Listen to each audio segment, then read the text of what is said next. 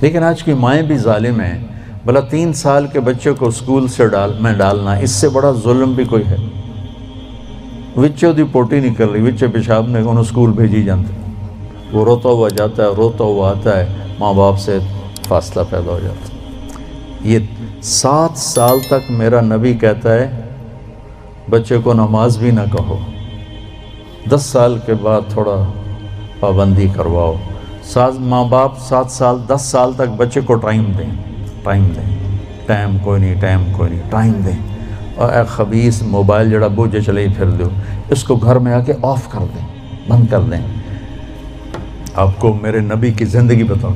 میرے نبی جب گھر میں آتے تھے نبوت کا غم درد سب باہر چھوڑ کے آتے تھے، مسکراتے تھے، ہنستے تھے، بچوں کے ساتھ کھیلتے تھے، ان کے لیے گھوڑا بن جاتے. حسن حسین کو کمر پہ بٹھا کے کمرے میں چکر لگاتے، پھر ان سے کہتے تمہارا اونٹ کیسا ہے. پھر دونوں بھائیوں کو اتار کے حضرت زینب کو اپنی کمر پہ بٹھا کے کمرے میں چکر لگاتے، پھر ان کے ساتھ کشتی کرتے، پھر ان کی کشتی کرواتے. کیا کچھ نہیں کیا. آپ ان سے زیادہ مصروف تو نہیں ہیں. ایک جہاز سے اترے دوسرے پہ چڑھ گئے، اس سے اترے تیسرے پہ چڑھ گئے. یہ کوئی زندگی ہے بھائی؟ مختصر سے زندگی کے لیے اپنے آپ کو اتنا امبیلنس کر دینا کہ گاڑی کا بیلنس آؤٹ ہو تو فوراً ٹھیک کراتے ہو، اپنے بیلنس دا پتہ نہیں کتھوں دا کتھے آؤٹ ہوا پہ، اس کو بھی تو بیلنس کرو. بچے کو عزت دو، وہ آیت اس کے متوجہ ہو جاؤ، جی بیٹا. اور بچوں کو میرے نبی نے کہا اکرموا اولادکم، اپنی اولاد کو عزت دو. میرے نبی کو ملنے جب بیٹی فاطمہ آتی، مہینے بعد نہیں آتی تھی، ہر دوسرے دن، نال تا گھر ایسے، تو میرے نبی چیئر پر بیٹھے ہیں، زمین پر بیٹھے ہیں، چارپائی پر لیٹے ہیں، جو ہی فاطمہ پہ نظر پڑتی کھڑے ہو جاتے اور وہیں کھڑے نہیں ہوتے، تیزی سے آگے بڑھتے تھے اور حضرت فاطمہ کو وہیں دروازے پر ہی ہاتھ پکڑ لیتے تھے اور دیکھو یہاں بوسہ لیتے تھے. پھر ہاتھ پکڑے لا کر پہلے بیٹی کو بٹھاتے تھے، پھر خود بیٹھتے تھے. یہ سلوک تھا ماں بطور باپ اپنی بیٹی کے ساتھ. عزت ان کے اندر ڈالو گے تو عزت واپس آئے گی. لیکن ہمارے گھروں میں ٹینشنیں ہیں تو ماں بھی ڈانٹ رہی ہے، باپ بھی ڈانٹ رہا ہے، ماں بھی تھپڑ مار رہی، پیو بھی تھپڑ مار رہا ہے. میرے نبی حضرت فاطمہ کے گھر تھے، رات کا ٹائم، حضرت حسن کی آنکھ کھلی، کہا ماں جی پانی پینا ہے. تو حضرت فاطمہ اٹھنے لگی تو ہم نے کہا فاطمہ لیٹ جا. آپ نے گلاس اٹھایا، سامنے گھڑے میں پانی تھا، آپ نے پانی نہیں لیا. اب باہر گئے، حضرت علی کی بیمار بکری کھڑی تھی، دودھ کا قطرہ بھی نہیں تھا، آپ نے ہاتھ لگایا وہ دودھ سے بھر گئے. پھر آپ نے دودھ نکالا، گلاس بھر دیا. اندر آئے تو حسین بھی جا گئے تھے، وہ دوڑ کے آگے آ گئے. تو آپ نے کہا تو پیچھے ہو جا. تو بیٹی نے کہا آپ کو حسن سے زیادہ پیار ہے؟ نہیں، میری دونوں آنکھوں کی ٹھنڈک ہے، اس نے پہلے مانگا اس کو پہلے دوں گا. تو آپ نے حسن کو پلایا، حسین کو پلایا، فاطمہ کو پلایا، خود نہیں پیا. پھر کہا فاطمہ تو میں یہ دونوں اور یہ جو سویا ہوا ہے، علی سوئے رہے جاگے نہیں، ہم پانچوں قیامت کے دن اکٹھے ہوں. اس واقعے سے کیا سبق ملتا ہے؟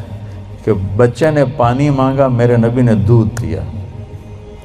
کہ اگر تمہیں اللہ نے ہمت دی ہے تو اپنے بچوں کی جائز خواہشات کو اعلیٰ سے اعلیٰ طریقے پر پورا کرو، عزت کے ساتھ، احترام کے ساتھ. اسی بات پہ ماں اور بیٹی میں لڑائی ہو رہی. چھوٹی بیٹی میں نے یہ نہیں پہننا، وہ ماں کہتے ہیں ایو ہی پواونا ہے. میں دیکھتا ہوں نا اپنے گھروں میں اپنی پوتی نے، بس وہ کہتی میں نے یہ نہیں پہننا، وہ ماں کہہ رہی نہیں تو نے یہی پہننا ہے. وہ بے وقوف، اگر انہوں تو نیلی دی بجائے ساوا پاون دیتے کیڑی قیامت آ گئی. اتنی بے وقوف مائیں ہیں آج کل. یہ جو موبائل ہے نا، اس نے ماؤں کی عقل چھین لی. سب سے قیمتی سرمایہ کو اٹھا کے پھینک دیا کوڑے کے ڈھیر پر.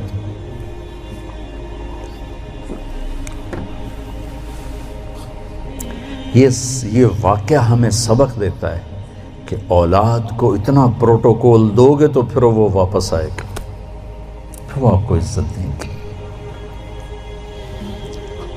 حضرت حسن بصری فرمایا کرتے، ان کی کنیت ہے ابو سعید، بیٹا تھا سعید، فرمایا کرتے تھے میں نفل پڑھ رہا ہوں اور میرا بیٹا سعید مجھے بلاتا ہے تو میں اس کے لیے نماز توڑ دیتا ہوں۔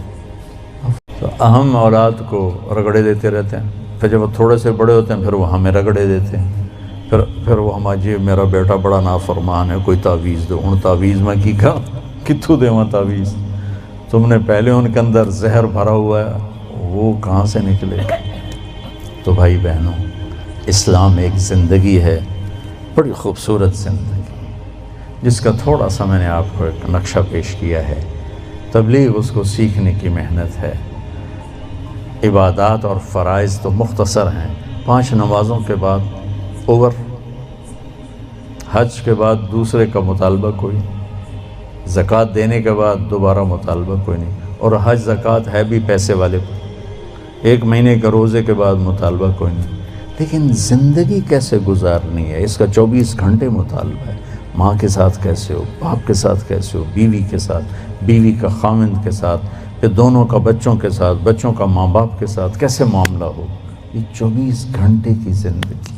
بھائیو، اپنے نبی کی سیرت پڑھا کرو، اپنے نبی کی زندگی پڑھا کرو، اپنا قرآن پڑھا کرو، آپ کو پتہ چلے کہ زندگی کس چیز کا نام ہے۔ جب اللہ آپ کو توفیق دے، تبلیغ میں 3 دن بھی لگانا شروع کریں گے تو آپ کو بہت فائدہ ہوگا۔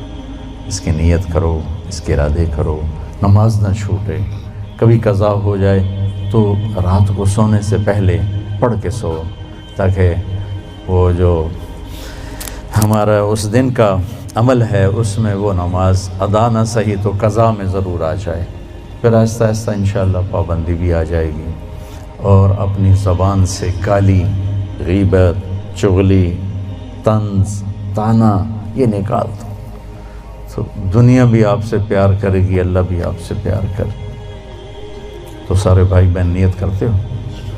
وصلی اللہ تعالی علی نبی کریم۔